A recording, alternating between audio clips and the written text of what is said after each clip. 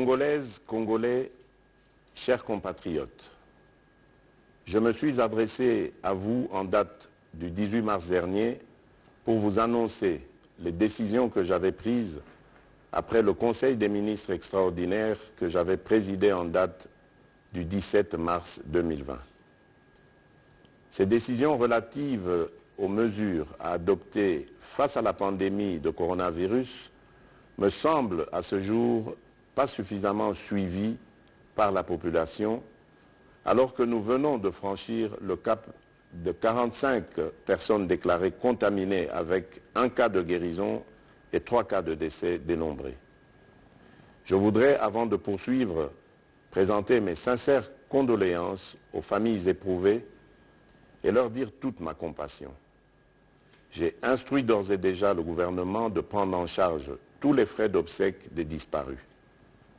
Ces 3 cas malheureux viennent nous rappeler, s'il en était encore besoin, que le coronavirus est très dangereux et n'a toujours pas trouvé de remède et que le seul rempart pour tout le monde demeure le strict respect des mesures que je vous ai annoncées le mercredi 18 mars. Mes chers compatriotes, je le répète, la situation inédite que nous traversons actuellement va notablement bouleverser nos habitudes et nos modes de vie. Aucune tranche d'âge n'est épargnée. Nous devons tous nous armer d'un solide esprit de résignation et abandonner toutes activités incompatibles avec les mesures et les recommandations du gouvernement qui ne doivent en aucune occasion se trouver ruinées. Chers compatriotes, alors que voici 3 semaines, notre pays comptait un seul cas malheureux avéré dans la ville de Kinshasa, des nouvelles alarmantes nous sont parvenues du Haut-Katanga au soir du dimanche 22 mars pour nous annoncer la découverte de cas suspects, provoquant ainsi un affolement général.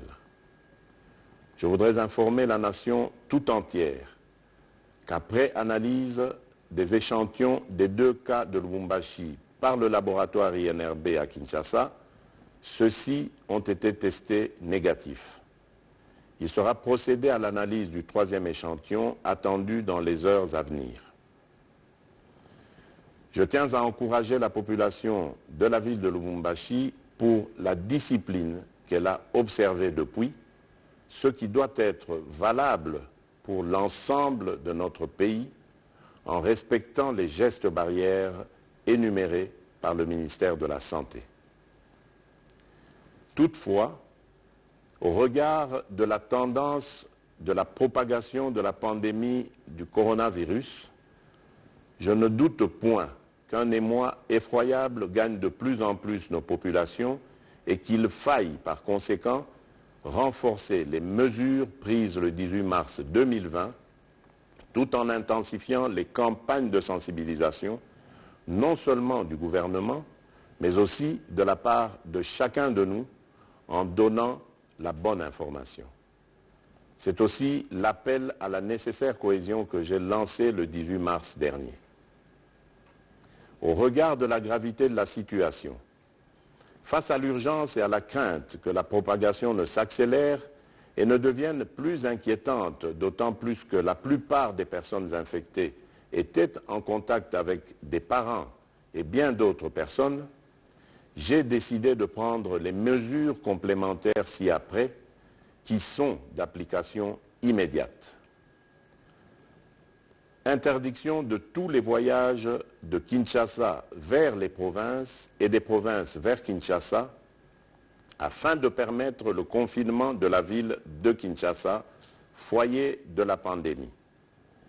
Ceci implique l'interdiction de tous les vols des passagers dans les 2 sens, Kinshasa-Province, à l'exception des avions transportant du fret et dont les équipages seront soumis à un contrôle d'usage strict au départ comme à l'arrivée.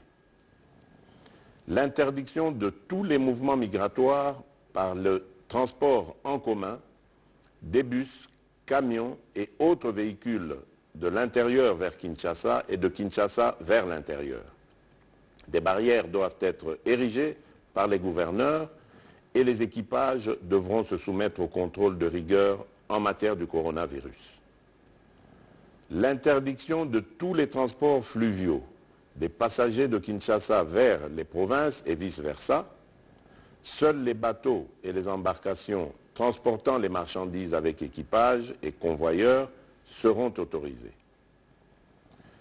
La fermeture de toutes les frontières du pays aux passagers et à toute personne, sauf pour les camions, navires et avions cargo avec fret. L'obligation pour le gouverneur de la ville-province de Kinshasa d'instruire tous les bourgmestres de chaque commune de la ville d'éviter tout attroupement et de placer plusieurs points de lavage des mains avec désinfectant ou savon, surtout dans des agglomérations à grande affluence où le manque d'eau et d'électricité est quasi permanent. Ici, j'instruis le gouvernement de trouver les moyens de ravitailler ces quartiers pour assurer l'hygiène. En même temps, il faudra multiplier les points de lavage des mains à l'aéroport international de Ndjili et appuyer les équipes de la RVA et de la DGM pour que nul n'échappe au contrôle d'hygiène. Mise en place d'un service minimum au sein du gouvernement et des institutions pour pallier au confinement à leur domicile des autres agents de l'État. Chers compatriotes, alors que des pays tentent de trouver une solution dans l'utilisation de la chloroquine pour combattre le coronavirus, l'usine pharmaceutique Pharmakina, installée à Bukavu, dans le sud Kivu, a rendu public un communiqué en solidarité relatif à la possibilité pour elle de produire des comprimés et des injectables de l'hydroxychloroquine. Même si tous les scientifiques n'ont pas encore marqué leur unanimité, la task force que je dirige devra, ensemble avec la commission de pilotage, réfléchir sans délai sur les contours de l'opportunité d'une pareille démarche susceptible à pouvoir contribuer à endiguer le coronavirus. Il est urgent, en effet, que soit produite une quantité industrielle de la chloroquine qui semble avoir montré son efficacité jusqu'à ce jour dans certains pays. Dans le même ordre d'idées, j'instruis le gouvernement d'étudier le souhait des opérateurs économiques et autres partenaires qui se sont proposés d'inonder le marché de Kinshasa de vivres de première nécessité et de produits pharmaceutiques jusqu'en mai prochain et d'y réserver une suite favorable avec diligence. Je lance un appel à la solidarité nationale de tous les opérateurs économiques ainsi que d'autres pays et organismes qui conduira à la mise en place d'un Fonds national de la solidarité contre le coronavirus qui restera ouvert à tous les potentiels bienfaiteurs. Chers compatriotes, le coronavirus n'a besoin ni d'un passeport, ni d'un visa, ni d'une carte d'électeur pour circuler chez nous. C'est nous qui circulons avec et qui devons comprendre que nous nous trouvons dans une situation de guerre face à un adversaire invisible. Une guerre asymétrique aux conséquences désastreuses que nous pouvons éviter.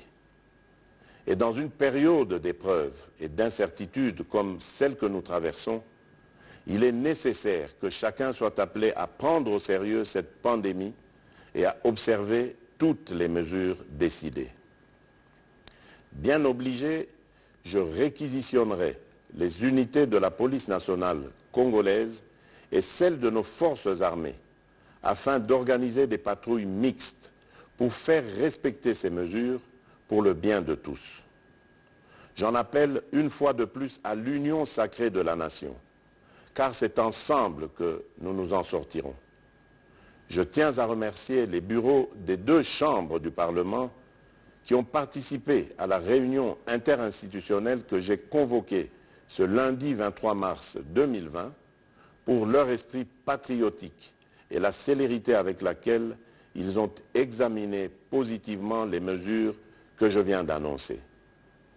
Enfin, devant la gravité et le caractère dangereux que comporte cette situation, je décrète l'état d'urgence en tenant compte de la situation sécuritaire qui prévaut en ce moment dans notre pays en rapport avec la pandémie à coronavirus.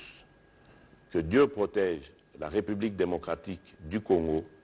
Je vous remercie.